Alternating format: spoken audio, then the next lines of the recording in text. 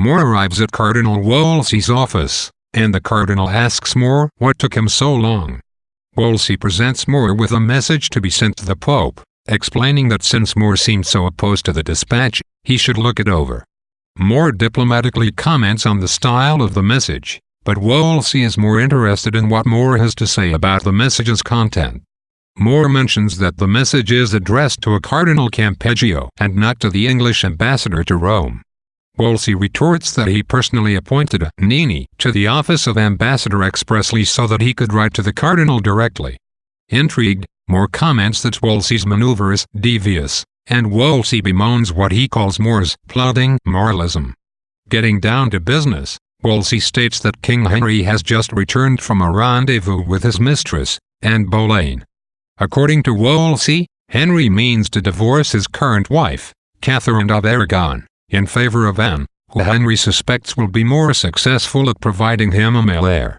Wolsey must now secure the Pope's authorization of Henry's divorce and remarriage, and he wants assurance that More will not oppose the action.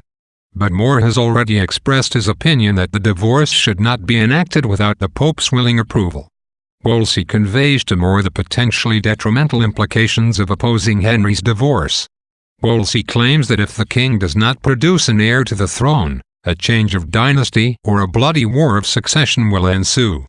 More is shaken but responds that he prays every day that Catherine will conceive an heir. Wolsey is skeptical. More reminds the cardinal that it took a papal dispensation, or exemption to Catholic laws, to allow Henry and Catherine, who is Henry's brother's widow, to marry in the first place. He wonders at the sensibility or feasibility of discarding the Pope's first dispensation.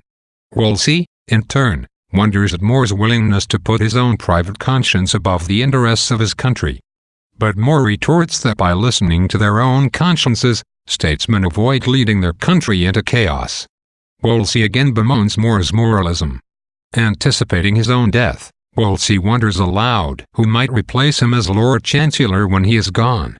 When Wolsey suggests Cromwell, his secretary, More is shocked and says that he would rather do it himself than see Cromwell appointed. Wolsey says More would need to be more practical to fill the Chancellor's post and tells More he should have been a cleric. Outside, More quibbles with the boatman over the fare for a trip back to his home in Chelsea. Just then, Cromwell arrives to remind the boatman that the fares are fixed, so he cannot charge More a higher price just because of the late hour. Cromwell announces that he is on his way to see the cardinal, and he guesses that More has just come from the cardinal's office. More admits as much, and he says that the cardinal is not in the best mood. Cromwell pays More an insincere compliment and heads in to see the cardinal. As More prepares to leave, Senior Shipwise, the Spanish ambassador, arrives and tries to wheedle information out of More about his meeting with the cardinal. More simply replies that he and the cardinal parted amicably, if not in agreement. The ambassador interprets More's comment to mean that More will oppose King Henry's divorce from Catherine, who is the King of Spain's aunt. Shipwise announces that his king would take personal offense if the divorce goes through. With a nod and a wink disregarded by More, the ambassador exits. As More returns home in the boat, the boatman complains about fixed fares and his wife's weight.